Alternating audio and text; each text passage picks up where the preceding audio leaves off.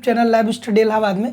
दोस्तों आज की इस वीडियो में हम लोग पढ़ने वाले हैं भारत के स्मारक व उससे संबंधित स्थान, और ये पांचवा क्लास होने वाला है। इससे पहले 4 क्लास ऑलरेडी हो चुकी है।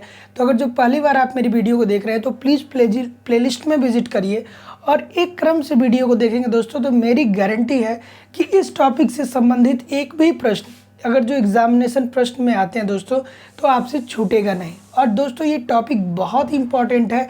अक्सर देखा जाता है कि 1 या 2 प्रश्न जरूर ही हर एग्ज़ाम में पूछ लिए जाते हैं। दोस्तों मेरी गारंटी है कम समय में मैं आपको ज़्यादा कंटेंट देने का यहाँ पे प्रयास कर रहा हूँ और इससे बेहतर आपको कहीं नहीं मिलेगा। तो दोस्तों प्लीज़ चैनल को सब्सक्राइब कर लीजिए, वीडियो को लाइक कर दीजिए, कमेंट कर दीजिए, बेल आइकन को दबा दीजिए ताकि जब भी मैं नेक्स्ट वीडियो अपलोड करूँ आपको नोटिफिकेशन मिल पाए। दोस्तों अगर जो आप एक कमेंट करके हमको बताते हो कि मेरी वीडियो आपको कैसी लगी, मैं जो कॉन्सेप्ट पढ़ा रहा हूँ आपको कैसा लगा, तो मुझे मोटिवेशन मिलेगा दोस्तों। और बस मैं इतना ही चाहता हूँ कि आप लोग कमेंट करके हमको बताएं कि वीडियो कैसी रही और मुझे क्या सुधार करने की ज़रूरत है और क्या अच्छी बातें रही। चलिए दोस्तों आज की इस क्लास में हम लोग अब पढ़ने वाले हैं अपने अगले स्मारक के तरफ। ठीक है, वो कौन सा है? वो है सांची का स्तूप। ठीक है, बहुत इंपॉर्टेंट है सांची स्तूप। सांची स्तूप, देखिए दोस्तों सांची स्तूप जो है वो बहुत इंपॉर्टेंट है।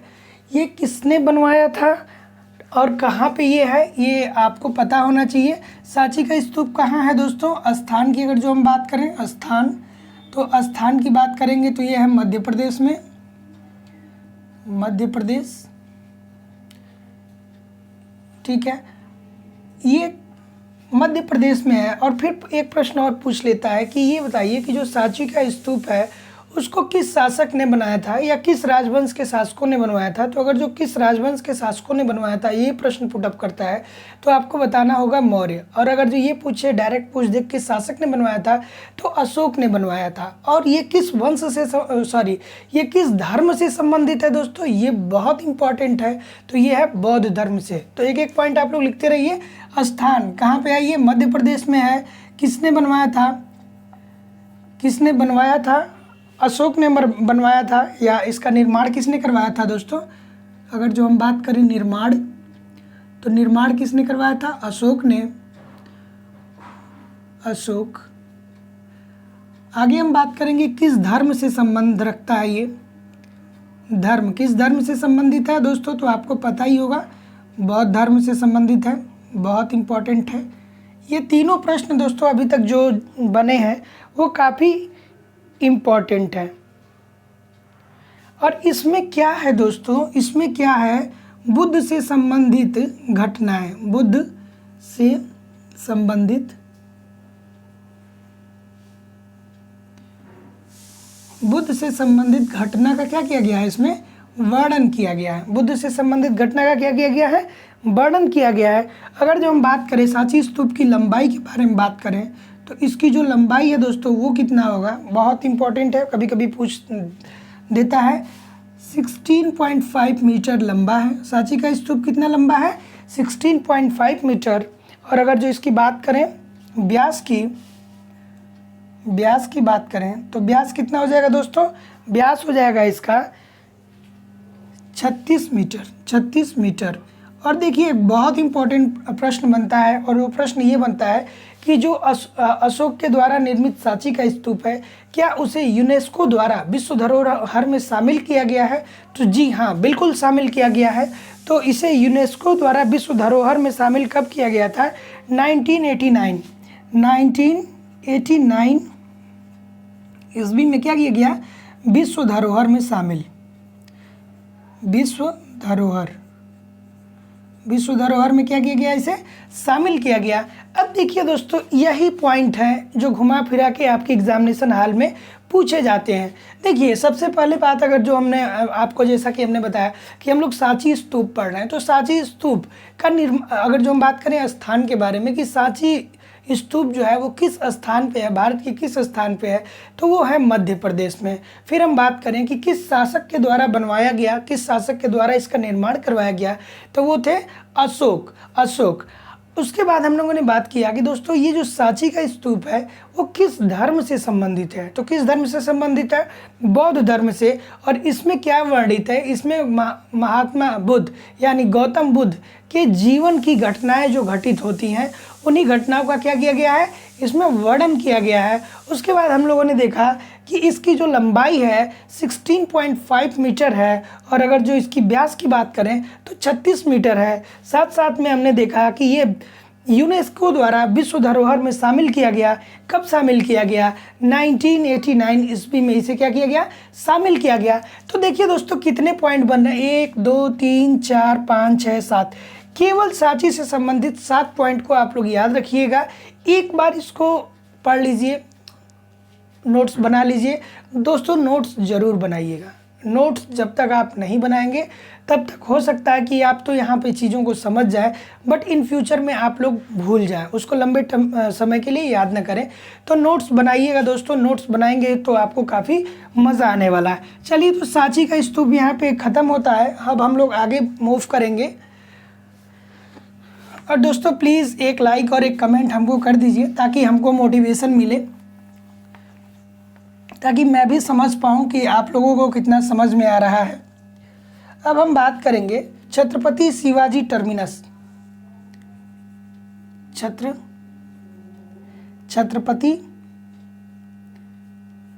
छत्रपति शिवाजी क्या है दोस्तों? छत्रपति शिवाजी टर्मिनस। इसको टर्मिनल भी कुछ लोग बोलते हैं। छत्रपति शिवाजी टर्मिनस। देखिए दोस्तों, ये अगर जो हम बात करें कि ये जो छत्रपति शिवाजी टर्मिनस था वो 1996 ईस्वी के पहले इसको किस नाम से जाना जाता था? 1996 ईस्वी के पहले इसको किस नाम से जाना जाता था दोस्तों? इसे जाना था विक्टोरिया टर्मिनस। विक्टोरिया टर्मिनस के नाम से इसे जाना जाता था। यानी 1996 ईस्वी में विक्टोरिया टर्मिनस का नाम बदल के क्या रख दिया गया? शिवाजी टर्मिनस। और ये कहाँ पे है दोस्तों?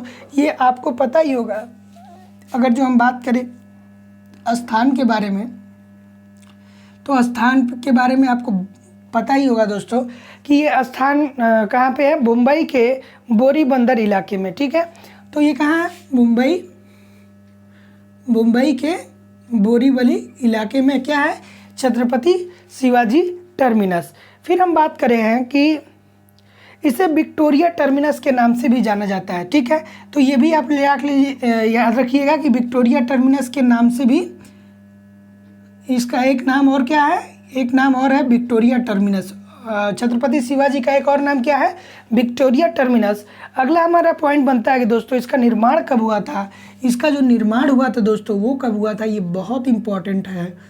ये बहुत इंपॉर्टेंट बनता है कि इसका निर्माण कब हुआ था। वो हुआ था 1878 ईस्वी में क्या हुआ था? छत्रपति शिवाजी टर्मिनस का क्या हुआ था? निर्माण हुआ था। और जो हमारा लास्ट पॉइंट बनता है कि इसे विश्व धरोहर में कब शामिल किया गया? विश्व धरोहर में इसे कब शामिल किया गया?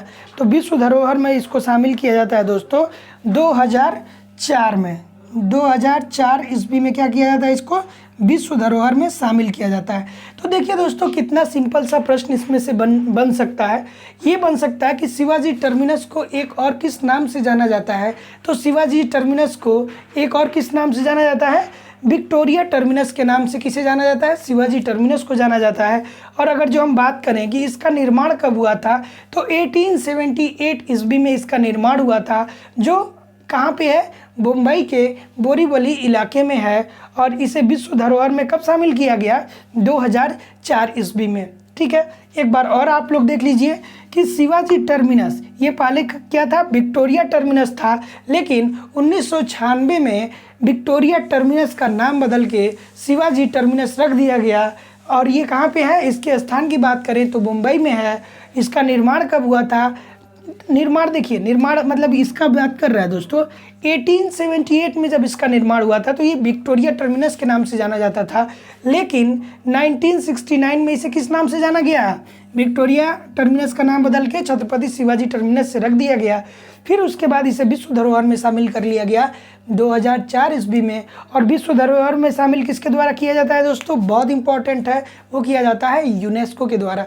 तो अभी तक हमने 2 पढ़ लिया है, 2 स्मारक के बारे में हम लोगों ने पढ़ लिया है। वो कौन कौन से हैं? एक तो आपका हो गया सांची का स्तूप, जिसे अशोक ने बनवाया था, और ये कहाँ पे है? ये मध्य प्रदेश में है। देखिए हमने क्या पढ़ा? सांची का स्तूप, जस्ट इसके पहले वाले स्लॉट में हम लोगों ने पढ़ा सांची का स्तूप। सांची के स्तूप का स्थान कहाँ पे है? मध्य प्रदेश में। इसको किसने बनवाया था? इसको बनवाया था अशोक ने। और ये किस धर्म से संबंधित है? बौद्ध धर्म से संबंधित है, जिसमें गौतम बुद्ध के जीवन चरित्र के बारे में क्या किया गया है? जीवन की घटनाओं के बारे में क्या किया गया है? वर्णित किया गया है। उसके बाद हम लोगों ने देखा छत्रपति शिवाजी टर्मिनस के बारे में। चलिए हम लोग अब आगे मूव करेंगे। विक्टोरिया मेमोरियल बहुत इंपॉर्टेंट आने वाला है टॉपिक दोस्तों, विक्टोरिया मेमोरियल। दोस्तों प्लीज़ नोट्स बनाते रहिएगा आप लोग, क्योंकि नोट्स नहीं बनाएंगे तो चीज़ों को बाद में रिवाइज करने में आपको प्रॉब्लम हो सकती है। अब बात करते हैं विक्टोरिया, ये बहुत इंपॉर्टेंट है, विक्टोरिया मेमोरियल। विक्टोरिया मेमोरियल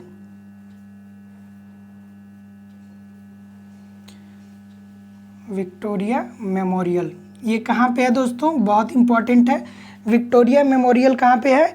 ये है, अगर जो हम बात करें स्थान के बारे में, तो स्थान कहाँ पे है दोस्तों? कलकत्ता।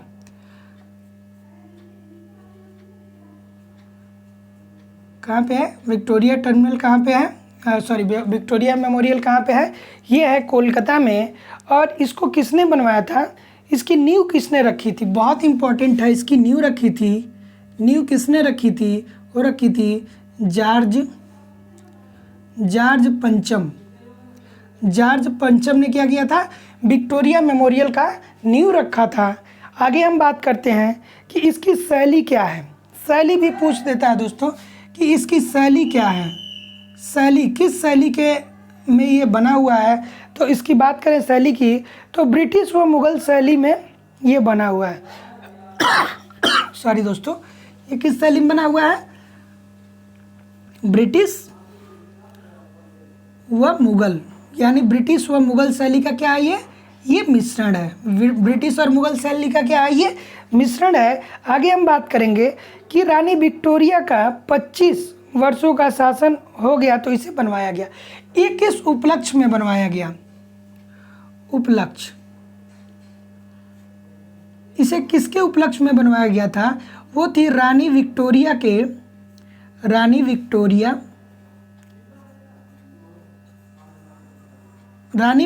का जो शासनकाल था वो 25 वर्षों का पूरा हो चुका था।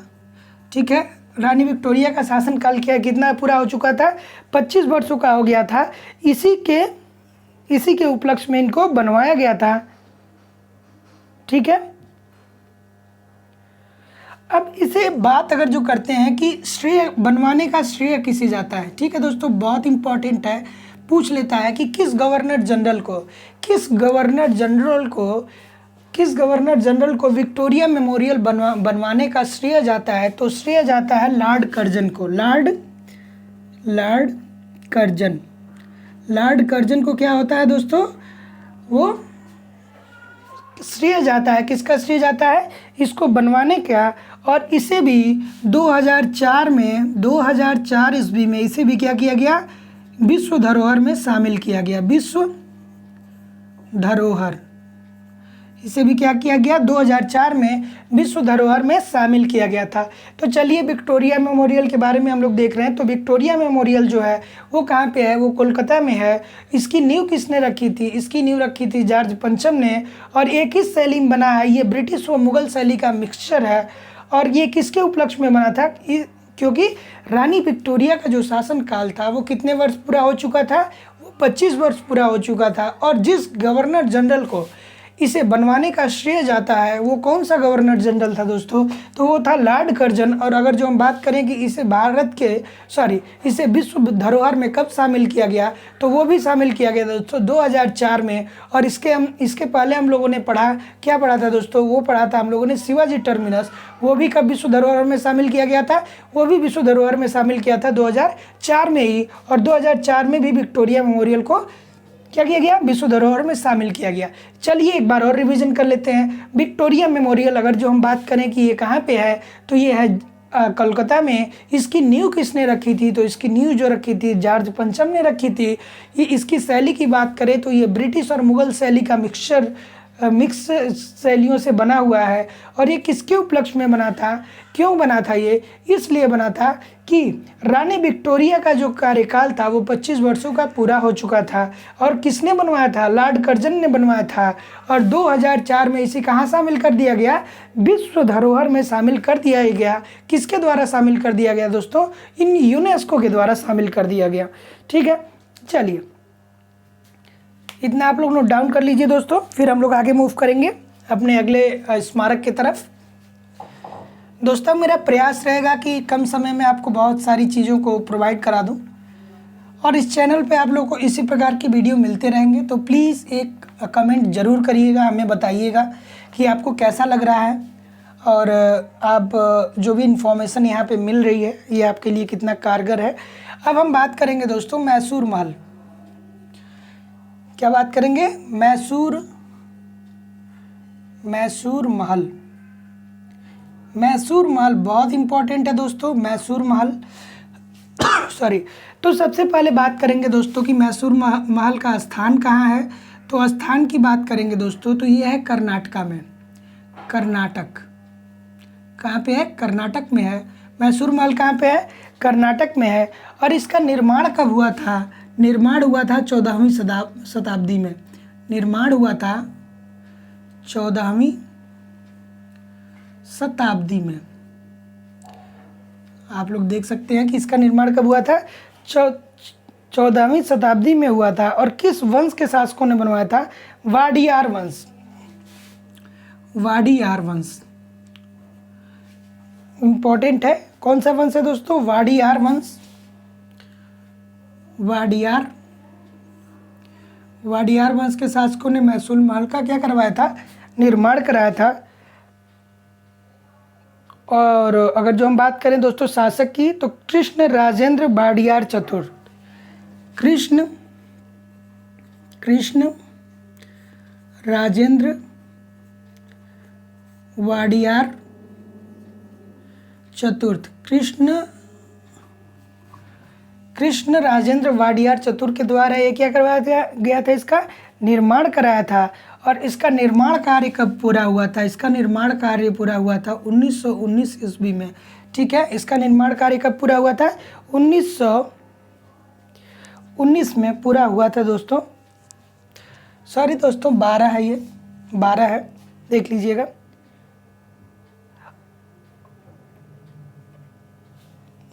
अब देखिए इसी ने जो है दोस्तों सेंट राजा की उपाधि धारण की। सेंट राजा, इसे ही क्या कहा गया? सेंट राजा। किसके द्वारा कहा गया?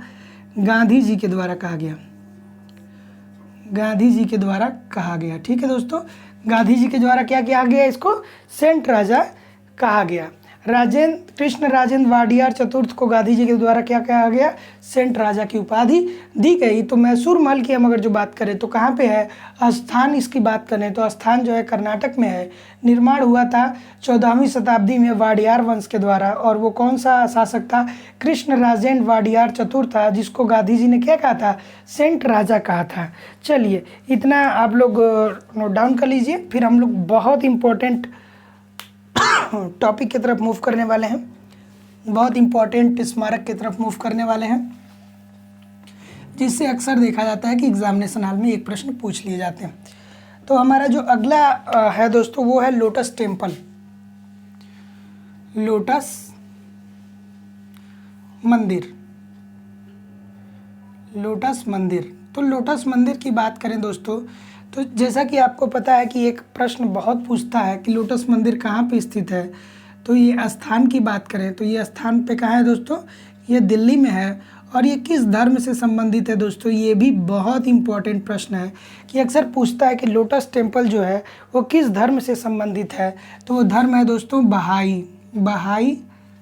बहाई धर्म से क्या है, ये संबंधित है। लोटस टेम्पल किस धर्म से संबंधित है? बहाई धर्म से संबंधित है।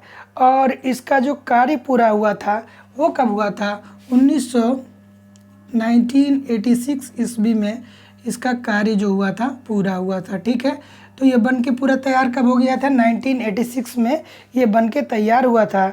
और इसमें कितनी पंखुड़ियाँ लगी है दोस्तों? 27 पंखुड़ियाँ लगी हैं।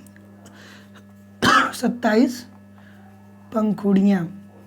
दोस्तों एक बार लोटस टेम्पल जो है वो आप लोग क्या करिए कि एक बार आप गूगल में उसको सर्च कर लीजिए। कुछ इस प्रकार के हैं, कुछ इस प्रकार के पंखुड़ियाँ उसमें लगी हुई हैं। ठीक है, अब मैं बहुत अच्छा तो नहीं बना पा रहा हूँ, लेकिन कुछ इस प्रकार की पंखुड़ियाँ हैं और इसी तरीके से वो बना हुआ है। तो हम लोग क्या पढ़ रहे हैं? लोटस मंदिर जो है वो उसका स्थान क्या है? दिल्ली, जो किस धर्म से संबंधित है? बहाई धर्म से संबंधित है। और 1986 ईस्वी में क्या हुआ था? इसका कार्य पूरा हुआ था, जिसमें कितनी पंखुड़ियाँ हैं? 27 पंखुड़ियाँ हैं। इतना नोट डाउन करिए दोस्तों, फिर हम लोग आगे बढ़ेंगे। इतना दोस्तों आप लोग नोट डाउन कर लीजिए क्योंकि काफ़ी इंपॉर्टेंट चीज़ें हैं ये। देखिए लोटस टेम्पल कहाँ पे है और किस धर्म से संबंधित है, ये बहुत इंपॉर्टेंट है। तो लोटस टेम्पल जो है दोस्तों वो दिल्ली में है और किस धर्म से संबंधित है? बहाई धर्म से संबंधित है। ये याद रखिएगा आप लोग। आगे हम बात करेंगे नालंदा विश्वविद्यालय।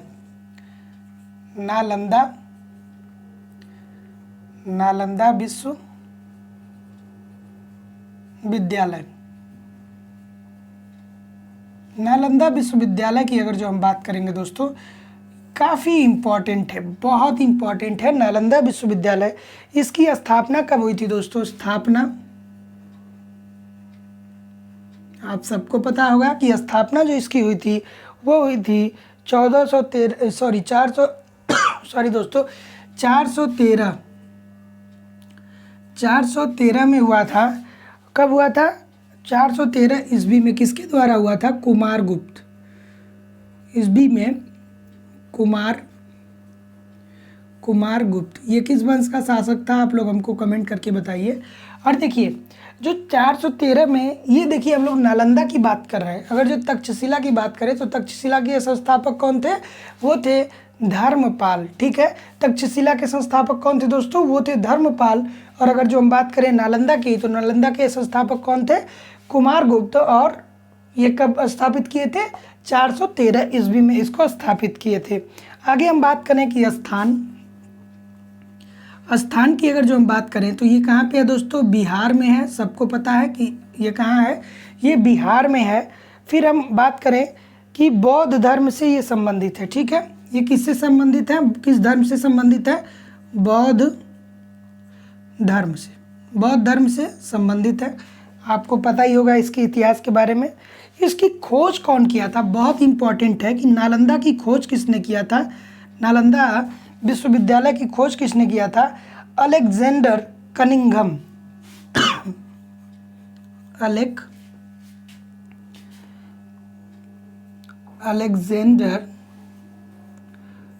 अलेक्जेंडर कनिंघम ने इसकी खोज की थी। ठीक है दोस्तों, इतना आप लोग को ध्यान में रखना है। फिर आगे हम बात करें कि यहाँ पे विजिट कौन किया था, तो आपको सभी लोग को पता होगा कि वेनसांग ने यहाँ पे विजिट किया था। और ये किसके शासनकाल में आया था? हर्षवर्धन के शासनकाल में। और इसको ध्वस्त किसने कराया था? बहुत इंपॉर्टेंट था दोस्तों कि ध्वस्त किसने करवाया था? वो करवाया था बख्तियार खिलजी ने।